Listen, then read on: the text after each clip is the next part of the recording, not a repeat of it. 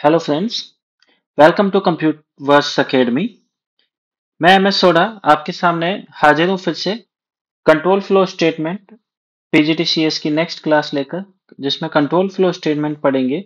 Means आप programming के दौरान जो प्रोग्राम का फ्लो है, आपके प्रोग्राम का जो एग्जीक्यूशन है, वो कौन कौन से स्टेटमेंट पे रन होगा या स्टेटमेंट कैसे रन होंगे, उसके फ्लो को कंट्रोलिंग करने के लिए कुछ स्टेटमेंट्स होते हैं। ये हर एक प्रोग्रामिंग लैंग्वेज में होते हैं, जो मेनली यूज आते हैं हमारे प्रोग्राम के कंट्रोल फ्लो को कंट्रोल करने के लिए। ठीक है, बेसिकली हम देखें तो हमारे पास टोटली चार टाइप के कंट्रोल फ्लो स्टेटमेंट है। सबसे पहले आता है सिक्वेंशियल स्टेटमेंट।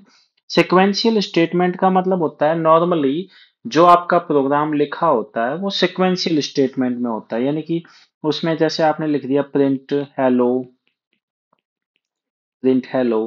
इसी तरह से आपने नेक्स्ट प्रिंट लिखा, फिर नेक्स्ट लिखा, फिर नेक्स्ट लिखा, तो वन बाय वन रीड होती है लाइंस एंड उनके आउटपुट आपके सामने प्रेजेंट होते हैं एक फिक्स सीक्वेंस में, जो है वो पाइथन का इंटरप्रेटर प्रोग्राम को रीड करता है। सेकंड आता है कंडीशनल या सिलेक्शन स्टेटमेंट। कंडीशनल या सिलेक्शन स्टेटमेंट पाइथन में या किसी भी प्रोग्रामिंग लैंग्वेज में कुछ ऐसे स्टेटमेंट्स होते हैं, कुछ ऐसे इंस्ट्रक्शंस होते हैं जिनके बेसिस पे हम मशीन को या कंप्यूटर को डिसीजन पावर दे सकते हैं। हम क्या दे सकते हैं? मशीन या कंप्यूटर को डिसीजन पावर दे सकते हैं, यानी कि वो मशीन जो है वो डिसीजन ले सकती है उनके बेसिस पे।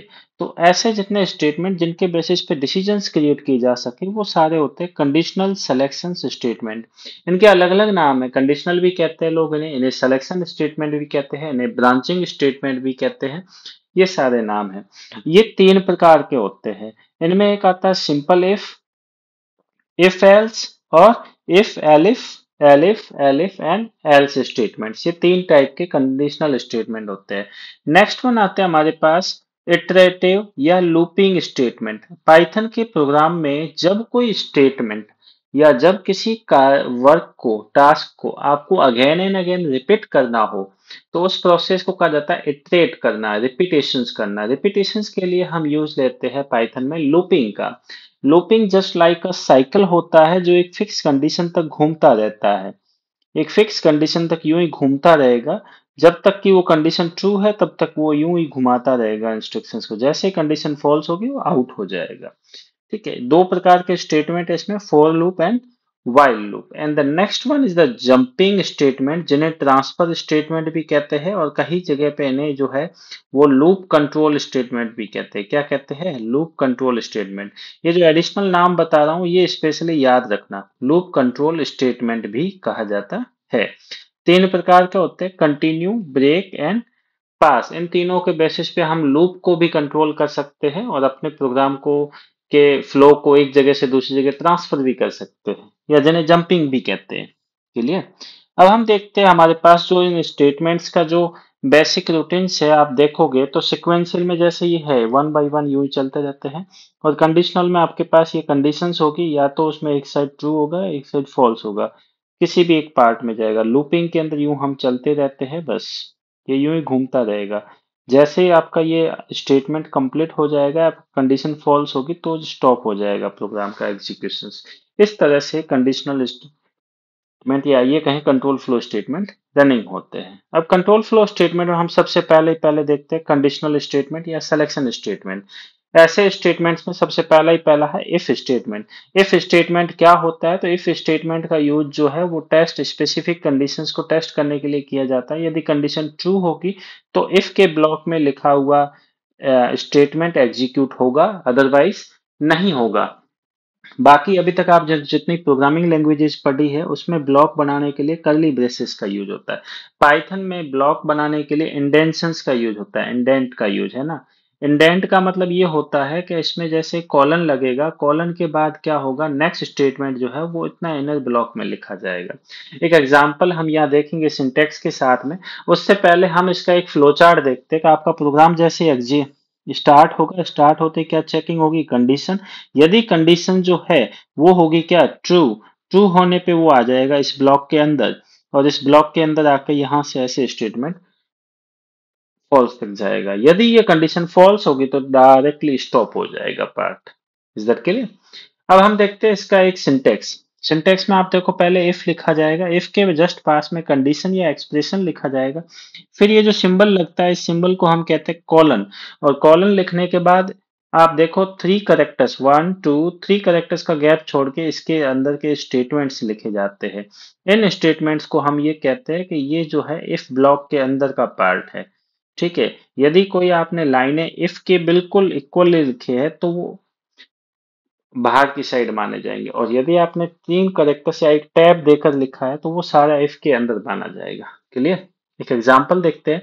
जैसे यहाँ पे मैंने क्या किया, एज नाम का एक वेरिएबल लिया है, उसमें इनपुट ले लिया हमने एंटर एज, और फिर मैं क्या कर रहा हूँ, इफ कंडीशन एज इज, यहाँ कंपैरिजन ऑपरेटर ग्रेटर देन का यूज हुआ है, ग्रेटर देन 17, फिर क्या लगा है कॉलन। फिर देखो जैसे ही एंटर करोगे देखो कितने करेक्टर आए, 1 2 3 4, एक टैब का गैप आ गया और जस्ट यहाँ से आ रहा है प्रिंट यू आर वाटर। जैसे ही आप F5 प्रेस करोगे कंप्यूटर में तो आपके सामने आउटपुट आ जाएगा एंटर योर एज। जैसे ही मैंने 23 एज एंटर किया तो मैसेज क्या आया, यू आर वाटर।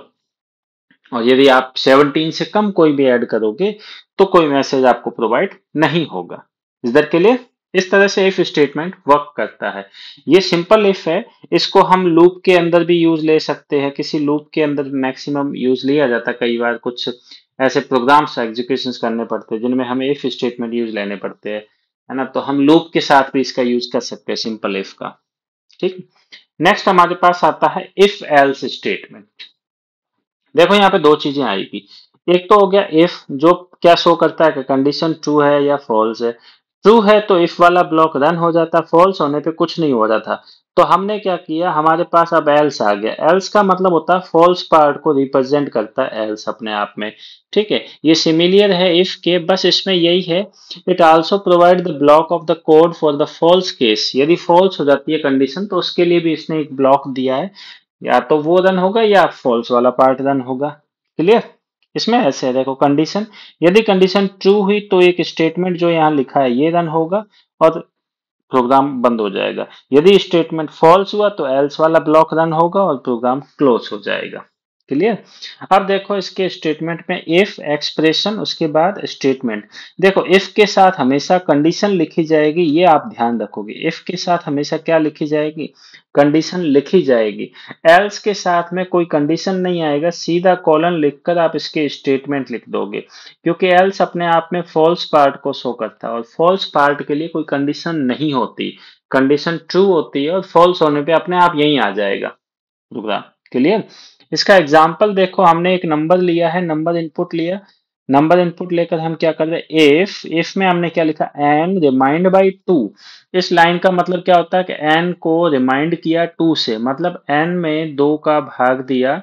यदि एन में 2 का भाग देने पे इसका जो भी आउटपुट आता है वो आउटपुट यदि 0 के बराबर है तो आपके सामने मैसेज आएगा इवन नंबर।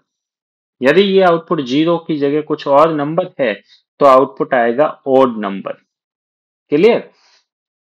अब हम एक आउटपुट देखते हैं। जैसे मैंने एंटर ए नंबर क्या दिया, 44। यदि 44 को मैं क्या करूं, 2 से डिवाइड करूं तो पीछे क्या बचेगा, 22 टाइम्स जाएगा, पीछे कुछ नहीं बचेगा, 0। और जीरो दोनों इक्वल होते हैं, इसलिए मैसेज क्या आ गया, इवन नंबर। यदि मैं यहाँ पे 31 देता तो 31 में 2 को डिवाइड करते 31 से तो जाता कितने टाइम, 15 टाइम, लेकिन पीछे रिमाइंडर में क्या रहता, 1 रहता, और 1 और 0 इक्वल नहीं है, इसलिए आंसर क्या आ गया, ओड नंबर्स। इस तरह से ये काम करते हैं। अब जितना मैंने एक सिंपल सा एक छोटा सा प्रोग्राम लेके दिखाया है, आप लोगों को क्या करना है, इसकी बेस्ट प्रैक्टिस के लिए सबसे बेस्ट तरीका तो ये है कि अपना पाइथन का इंटरप्रेटर ओपन करके इफ एल्स के जितने प्रोग्राम आप बना सको, है ना, जितने भी प्रोग्राम्स, जैसे लीप ईयर, क्या आपको यूजर से एक इनपुट लेकर चेक करना है कि दिया गया ईयर क्या है, लीप ईयर है या नहीं है, ये चेक करने के लिए। जैसे कोई नंबर किसी से डिविजिबल है या नहीं है, ये चीज चेक करने के लिए, कोई नंबर किसी दूसरे नंबर से डिविजिबल है या नहीं है, ये चेक करने के लिए भी इफ एल्स का यूज कर सकते हो। इन दो एग्जांपल्स की अच्छे से प्रैक्टिस कर लेना। क्लियर? अब देखते हैं नेक्स्ट स्टेटमेंट। उस स्टेटमेंट का नाम है if elif elif else statement. Basically elif statement का यूज तब किया जाता है जब हम कंप्यूटर को मल्टीपल कंडीशंस या मल्टीपल चॉइस देते हैं, तो उनमें से पर्टिकुलर किसी एक चॉइस को सेलेक्ट करता है और स्टेटमेंट को एग्जीक्यूट करता है। ठीक है, क्या लिखा है, elif statement enable us to check the multiple conditions and execute the specific block particular of statement depending upon the true conditions among them। किसी एक पार्ट को रन करेगा, या इफ को या एलिफ को या दूसरे एलिफ को या तीसरे एलिफ को, और कोई भी रन नहीं हुआ तो एल्स को रन करेगा। क्लियर। इसे लैडर इफ कहते हैं। लैडर इफ में मतलब आप समझ सकते हो कि जिस तरह से सीढ़ी होती है कि सीढ़ी में आप वन बाई वन चलते हो ना, कि वन बाई वन ऊपर चढ़ते हो, ऐसे ही इसमें एक से ज्यादा कंडीशंस होती है, वन बाई वन सारी चीजें चेक होती है। ठीक है, फॉल्स हो गई तो नेक्स्ट, फॉल्स हो गई तो नेक्स्ट, ऐसे करके इनको चेक किया जाता है। देखो इसमें क्या है, स्टेटमेंट स्टार्ट हुआ, कंडीशन, यदि कंडीशन ट्रू हो गई तो स्टेटमेंट वन रन होगा, यदि कंडीशन फॉल्स हो गई तो सीधा नेक्स्ट कंडीशन पे आओगे। ये कंडीशन ट्रू हो गई तो ठीक है, फॉल्स होने पे सीधा थर्ड कंडीशन पे, ये यदि ट्रू होती है तो ठीक है, अदरवाइज वैसे बाहर तो जाना ही है। क्लियर। अब देखते हैं इसका स्टेटमेंट। देखो इफ के साथ एक्सप्रेशन लगेगा। देखो जब भी कंप्यूटर के अंदर इफ वर्ड कहीं लिखा जाए तो उसके साथ कंडीशन इज कंपलसरी। ठीक है, एलिफ, एलिफ में भी देखो एल के बाद इफ आ रहा है तो इफ के साथ में एक्सप्रेशन लिखा जाएगा, फिर एलिफ एक्सप्रेशन, लास्ट में else statement. Else statement must be compulsory, it is the present the false part in the programming language. Clear. अब देखो यहां मैंने इनपुट लिया है, एक परसेंटेज इनपुट लिया, एंटर योर परसेंटेज। पहली पहली कंडीशन क्या दी है कि p की वैल्यू यदि 60 से अबो है तो मैसेज आएगा फर्स्ट डिवीजन, यदि p की वैल्यू 48 से अबो है तो मैसेज आएगा सेकंड डिवीजन, p की वैल्यू 32 से अबो है थर्ड डिवीजन, नहीं तो क्या आ जाएगा, यू आर फेल। ये इस तरह की कंडीशन हमने दे दी। मैंने एक बार इसमें प्रोग्राम को एग्जीक्यूट किया, तब मैंने परसेंटेज क्या दे दिया, 87। तो क्या लिखा हुआ आएगा, इनमें से कौन सी कंडीशन चलेगी, चेक होगा, p की वैल्यू कितनी दी है आपने, 87 इज ग्रेटर देन 60, देन आपके पास रिजल्ट क्या आया, फर्स्ट डिवीजन। ऐसे कैसे, सेकंड टाइम 54 दिया तो रिजल्ट क्या आया, सेकंड डिवीजन। नेक्स्ट टाइम 45 दिया, रिजल्ट क्या आया, third division. In case next time यदि मैं यहाँ पे देता 31 तो मैसेज आता you are fail. Clear. Okay, then हम चलते हैं नेक्स्ट हमारे पार्ट्स पे, इटरेटिव पार्ट्स, जिन्हें हम कहते हैं लूपिंग स्टेटमेंट। पाइथन में यदि हम किसी स्टेटमेंट को again and again bar bar repeat करना चाहते हैं तो उसके लिए हम यूज लेते हैं लूपिंग का। ध्यान रखना सबसे इंपॉर्टेंट पार्ट है लूपिंग और कंडीशनल स्टेटमेंट, ये दोनों किसी भी प्रोग्रामिंग लैंग्वेज में सबसे ज्यादा इंपॉर्टेंट और सबसे ज्यादा पूछे जाने वाले क्वेश्चंस यहीं से जनरेट होते हैं। क्लियर। अब लूपिंग की बात करें तो सबसे पहले पहले आता फॉर लूप। तो फॉर लूप की जो पाइथन में डिजाइन है वो किसी भी चीज को रिपीट करने के लिए की गई है, इटरेटिव करने के लिए। इसका use mainly list, tuple, dictionary या किसी भी टाइप का जो इटरेटिव ऑब्जेक्ट है पाइथन के अंदर उसके साथ यूज होता है, किसका, फॉर लूप का। बहुत ही इजी है इसका यूज लेना, या तो आप इसको स्ट्रिंग के अंदर चलाओ, लिस्ट में चलाओ, टपल में चलाओ, या फिर आप इसको रेंज फंक्शन में चला लो। क्लियर। देखते हैं, देखो आप लूप के अंदर एंटर होंगे, टेस्ट कंडीशन होगी, यदि ट्रू होगी तो लूप का ब्लॉक रन होगा और घूम के वापस देखो यहाँ आओगे, फिर कंडीशन टेस्ट होगी, यदि ट्रू हुई तो फिर यूं यूं ये चक्कर जो है चलता ही रहेगा। कब तक चलेगा, जब तक कंडीशन क्या नहीं हो जाए, फॉल्स। फॉल्स होने पे सीधा लूप हो जाएगा टर्मिनेट और आप आ जाओगे अगले स्टेटमेंट पे। क्लियर। सिंटैक्स में देखो फोर आता, फोर के बाद क्या आता, फोर का वेरिएबल आता है, यहाँ वैल्यू जो लिखा है ना, वैल्यू की जगह आप ये मान के चलो, इसे हम लोग कहते हैं लूप काउंटर। क्या कहते हैं, लूप काउंटर आता है। बेसिकली हम यहाँ पे आई वेरिएबल लेकर ही चलते हैं। फिर इसके आगे सीक्वेंस आता है, सीक्वेंस में लिस्ट, टपल, स्ट्रिंग तीनों में से कोई भी आ सकता है। फिर स्टेटमेंट आ जाएंगे। इसमें ये जो नीचे पार्ट लिखा है else part, it's is not compulsory, ये ऑप्शनल पार्ट होता है। यदि आप लिखो तो ठीक है, नहीं लिखो तो भी ठीक है। प्रोग्राम में यदि ट्रू हुई कंडीशन तो भी चलेगा, फॉल्स हुई तब भी ये पार्ट तो चलेगा ही चलेगा। क्लियर। जैसे एक मैंने एग्जांपल लिया, फोर आई इन, फिर मैंने क्या दिया यहाँ पे, यहाँ से देखो डबल कोट्स में लिखा है, इसका मतलब ये क्या है, स्ट्रिंग है। तो आई चलेगा इस स्ट्रिंग के अंदर, पहले आई जो है सी पे रहेगा, फिर आई इंक्रीमेंट होके ओ पे जाएगा, फिर एम पे जाएगा, फिर पी, फिर यू, फिर टी, फिर ई, फिर वी, फिर ई, फिर आर, फिर एस, फिर ई। उसके बाद फिर स्पेस, फिर ACADEMY, इस तरह से एक एक करेक्टर्स के ऊपर आई जंप करता करता जाएगा।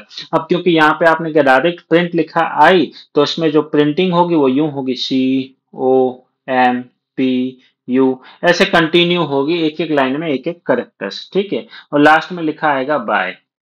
आप चाहो तो इसको प्रैक्टिकल करके देख भी सकते हो। ठीक है, अगला स्टेटमेंट में देखो, मैंने ए नाम की एक लिस्ट बनाई है जिसमें क्या लिखा, 23 वगैरह एक सीक्वेंस डाल दिया। अब मैं फॉर लूप चला रहा हूँ आई इन ए, और इसको प्रिंट कर दूं तो ये 23 वगैरह भी ऐसे ही प्रिंट होंगे, 23, 34, 45, 13, ऐसे कंटिन्यू चलते रहेंगे। क्लियर। नेक्स्ट है, हम चाहें तो हम इसकी जगह पे रेंज फंक्शन का यूज कर सकते हैं।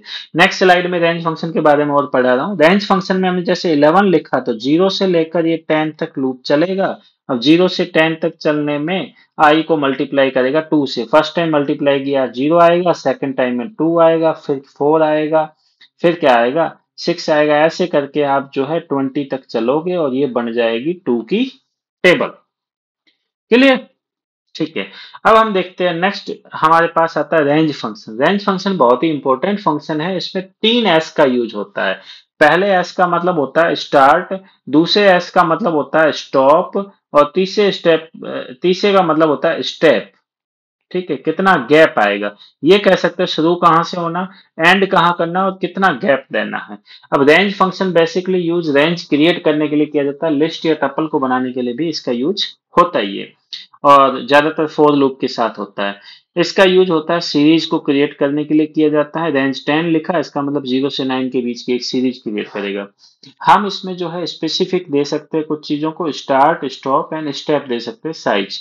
ठीक है, start, stop and step size. If the step size is not specific तो उसकी डिफॉल्ट वैल्यू क्या होगी, 1 होगी। यदि आपने स्टेप वैल्यू नहीं दी है तो अपने आप में उसमें डिफॉल्ट वैल्यू क्या हो जाएगी, 1 हो जाएगी। स्टार्ट नहीं दोगे तो डिफॉल्ट वो 0 से शुरू कर देगा, but stop is must be compulsory. Clear. Okay, then हम देखते हैं रेंज। मैंने लिखा 15, 15 लिखते ही आउटपुट देखो क्या आएगा। फिर लिस्ट लिखा, लिस्ट के अंदर रेंज 15 लिखा तो 0 से लेकर 14 तक की लिस्ट बन जाएगी। लिस्ट लिखा, रेंज लिखा, 4 और 9 लिखा तो 4 से स्टार्ट होगा, 9 तक जाओगे बाय डिफॉल्ट 1 का इंक्रीमेंट लगेगा। ठीक है, पहले में एक आर्ग्यूमेंट, दूसरे में 2 आर्ग्यूमेंट, स्टार्ट, स्टॉप। तीसरे में हमने रेंज 5 से स्टार्ट की लिस्ट को 25 तक जाना है, और हर एक के बीच में 4 4 का गैप देना है। देखो फर्स्ट वाले का तो ये आ गया, 0 से लेकर 1 1 के गैप में देखो 14 तक आ गए। फिर आपने 4 5 6 7 8 9 नहीं आएगा कभी भी। उसके बाद देखो 5 5 में 4 ऐड किया, 9 9 में 4 ऐड किया, 13 13 में 4 ऐड किया, 17 17 में 4 ऐड किया, 21। इस तरह से आ गए हम। लेकिन 25 आ नहीं सकता, 21 में आप ऐड करोगे 25 आ जाएगा। रेंज फंक्शन की एक सबसे खास बात यह है कि रेंज फंक्शन जो है वो स्टॉप पोजीशन तक ले जाता है, स्टॉप पोजीशन तक ले जाएगा। स्टॉप पोजीशन को खुद को नहीं प्रिंट करेगा कभी भी, बस उस तक जाएगा। क्लियर। नेक्स्ट आता है हमारे पास वाइल लूप। वाइल लूप का यूज जो है पाइथन में इटरेट किया जाता है एक स्पेसिफाइड कंडीशंस तक। जब तक वो कंडीशन ट्रू है तब तक वाइल लूप चलता रहेगा और इस तरह से वो काम करेगा। बेसिकली इसका यूज ज्यादातर हम ये देखते हैं कि फिक्स कंडीशंस जहां लगती है वहीं पे हम वाइल लूप का यूज करते हैं। क्लियर। वाइल, वाइल के अंदर कंडीशन आएगी, कंडीशन के बाद स्टेटमेंट आएगा और फिर इस तरह से चलेगा। ओरिजिनल में इसका सिंटेक्स देखूं तो सबसे पहले वाइल को स्टार्ट कहां से करना ये बताना पड़ता है, फिर वाइल लगा के वाइल के साथ क्या लगानी पड़ती है, कंडीशन लगानी पड़ती है, फिर क्या करना पड़ता है, स्टेटमेंट लिखने पड़ते हैं। उसके बाद वाइल लूप कैसे चलेगा तो उसके स्टेप बताने पड़ते हैं। ये एक कंप्लीट सिंटेक्स होता है वाइल लूप का इसमें। क्लियर। अब देखते हैं हम नेक्स्ट की। देखो काउंटर नाम का एक वेरिएबल लिया, इसको मतलब है स्टार्ट किया हमने लूप को। कहां से स्टार्ट किया, 0 से। आप क्या कह रहे हो, काउंटर की वैल्यू लेस हो किससे, 10 से। तब तक क्या होना चाहिए, तो आपने लिखा counter equal to counter plus 3, मतलब 0 प्लस 3। तो यहाँ आ जाएगा कंप्यूट वर्स अकेडमी। ठीक, एक बार लिखा हुआ आएगा। फिर नेक्स्ट टाइम जैसे इंक्रीमेंट हुआ 3, यहाँ आ गया 3, 3 भी 10 से छोटा होता है, 3 प्लस 3 होते हैं 6, फिर कंप्यूट वर्स आएगा, फिर ऊपर जाएगा। ठीक है ना, इस तरह से ये तो चलेगा। टोटल इसने कितने बार प्रिंट किया, पहले तो 0 बार, में आ गया। 0 के बाद वैल्यू जब 3 हुई तब आया, 3 के बाद 6 हुई तब आया, 6 के बाद 9 हुई तब आ गया। 4 बार टोटल इसने क्या कर दी, प्रिंटिंग कर दी। क्लियर? या इसी लूप को आप इस तरह से भी लिख सकते थे, counter equal to 0 while count less than 3 colon, direct एक सिंगल लाइन में भी लिख सकते थे वाइल लूप को। ठीक है, नेक्स्ट आता है हमारे पास जंपिंग स्टेटमेंट। इन जंपिंग स्टेटमेंट को ट्रांसफर स्टेटमेंट भी कहते हैं और इनको लूप कंट्रोल स्टेटमेंट भी कहते हैं। ये किसी भी लूप को कंट्रोल करवा सकते हैं या अकॉर्डिंग टू कंडीशन आपके प्रोग्राम को जंप करवाते हैं या ट्रांसफर करवाते हैं एक जगह से दूसरी जगह पे। सबसे पहले पहले कंटिन्यू। कंटिन्यू कीवर्ड का यूज जो है पाइथन में किसी पर्टिकुलर कंडीशन के अकॉर्डिंग किसी पार्ट को स्किप करने के लिए होता है, और रिमेनिंग स्टेटमेंट जो है वो करंट लूप में चलते रहते हैं। क्लियर? देखो, स्टार्ट किया, कंडीशन दी, कंडीशन ट्रू हुई, अंदर आए, यदि कंटिन्यू हो गया तो यहीं से घूम के वापस ऊपर जाओगे, कंटिन्यू नहीं हुआ तो नीचे वाला पार्ट चलेगा। ठीक है, ये होता है कंटिन्यू स्टेटमेंट का फ्लो चार्ट। क्या है ये? Flow chart. चलिए देखो, यहां से स्टार्ट हुआ, कंडीशन, कंडीशन ट्रू हुई तो होगा कंटिन्यू, कंटिन्यू होता है तो यस होके सीधा ऊपर जाएगा, यदि कंटिन्यू नहीं होता है तो फॉल्स होके सीधा यहाँ आएगा, यहां से ऐसे घूम के ऊपर जाएगा। क्लियर? एग्जाम्पल देख लो, जैसे four string in Python loops लिखा है मैंने यहाँ पे। मैंने क्या दिया, इफ यदि स्ट्रिंग जो है वो इक्वल हो किसके, 0 ओ के, और ऑपरेटर लगा है यहाँ पे, देखना और ऑपरेटर, या स्ट्रिंग बराबर हो पी के या स्ट्रिंग बराबर हो टी के, तब तक क्या होना चाहिए, कंटिन्यू होना चाहिए। मतलब ओ पी टी ये तीनों इस पाइथन लूप्स वाले स्टेटमेंट में प्रिंट नहीं होंगे, बाकी सारे हो जाएंगे। देख लो, पहले पी प्रिंट हुआ, फिर वाई हुआ, टी प्रिंट नहीं हुआ क्योंकि टी इस कंडीशन में दे रखा है, कंटिन्यू स्किप हो गया, एच हो गया, ओ नहीं होगा, एन हो गया। ठीक है, फिर स्पेस हो गया, उसके बाद एल हो गया, फिर दोनों ओ नहीं होंगे, लास्ट में एस हो गया। क्लियर? और पी भी नहीं होगा क्योंकि ये स्मॉल पी है, शुरू वाला पी जो है वो कैपिटल था इसलिए प्रिंट हो गया। ठीक, क्लियर? इस तरह से ये पर्टिकुलर जो कंडीशन में आपने जितने लेटर्स दिए हैं उन लेटर्स को ये क्या कर देगा, स्किप कर देगा। Is that clear? Okay, then next आप देख सकते हो break statement. Break statement Python language में एक ऐसा स्टेटमेंट है जो प्रोग्राम के कंट्रोल को जो है लूप से बाहर निकाल देता है। ठीक है, ब्रेक करता है लूप को वन बाय वन। जैसे केस ऑफ नेस्टेड लूप में हो तो इनर लूप में यदि ब्रेक लगाया तो उस लूप को तोड़ के वो फर्स्ट लूप में जाएगा, यदि आउटर लूप में लगाए तो आउटर लूप से बाहर आ जाएगा, बाकी के एग्जीक्यूशन करेगा। एक सिंपल लैंग्वेज में कहूं तो लूप को अकॉर्डिंग टू कंडीशन टर्मिनेट करने के लिए, लूप को अकॉर्डिंग टू कंडीशन टर्मिनेट करने के लिए इसका यूज किया जाता है। क्लियर? स्टार्ट किया, कंडीशन देखी, कंडीशन में यदि ब्रेक आ गया, ब्रेक यस हुआ तो सीधा बाहर भेज देगा, ब्रेक नो हुआ तो ऐसे करके यू चलाता रहेगा कंटिन्यूसली। क्लियर? पाइथन लूप्स, उसमें मैंने लिखा स्ट्रिंग यदि कैपिटल एल हो जाए तो क्या लगना चाहिए, ब्रेक, अदरवाइज स्ट्रिंग आनी चाहिए। देखो आउटपुट इसमें क्या आया, P Y T H O N, Python आ गया। जैसे ही कैपिटल एल आया तो वहां पे स्पेस तो प्रिंट हो गया, कैपिटल एल आते ही यहाँ स्पेस है, कैपिटल एल आते ही खत्म हो गया, और सीधा लास्ट स्टेटमेंट था हुआ, you are outside the loop through break. Clear? Next आता है जंपिंग स्टेटमेंट में हमारे पास pass statement. Pass statement basically Python के अंदर यूज आता है। इसको यूज किया जाता है जब कोई हमें चीज एम्पटी शो करनी हो, हम कोड नहीं लिखना चाहते बट हमारे वहां एरर भी नहीं आनी चाहिए, तो हम पर्टिकुलर उस ब्लॉक को पास कर देते हैं। पास करने से उसे एम्पटी माना जाता है। ठीक है, इसे नल स्टेटमेंट में माना जाता, कहते हैं पाइथन के अंदर पास को नल स्टेटमेंट भी कहा जाता है। ठीक है, तो हम इसके दौरान क्या कर सकते हैं, particular loop, functions, class definitions या इफ एल्स स्टेटमेंट को क्या कर सकते हैं, एम्पटी कोड लिख सकते हैं। सिंपल सा एग्जांपल है, ए इन कंप्यूटर्स अकेडमी, यदि मैंने पास कर दिया इसका मतलब वहां पे कुछ नहीं आएगा, और लास्ट लेटर जो होगा वो आ गया वाई,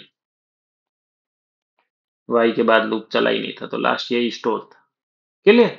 ये थे हमारे सारे के सारे कंट्रोल फ्लो स्टेटमेंट। नेक्स्ट हम देखेंगे पाइथन की क्लास जिसमें हम पढ़ेंगे पाइथन के डेटा टाइप स्ट्रिंग के बारे में। स्ट्रिंग में कौन कौन से फंक्शन होते हैं, स्ट्रिंग को लूप के साथ कैसे यूज करना है, स्ट्रिंग कैसे बनानी है, ये सारी चीजें। मेरी क्लास पसंद आई हो तो प्लीज मेरे चैनल को सब्सक्राइब करें, साथ ही साथ हमारे टेलीग्राम चैनल को भी सब्सक्राइब करें ताकि आप तक हम टाइम टू टाइम नोट्स पहुंचा सके। ठीक है, तो मिलेंगे जल्द ही अपनी अगली क्लास के साथ। तब तक के लिए धन्यवाद।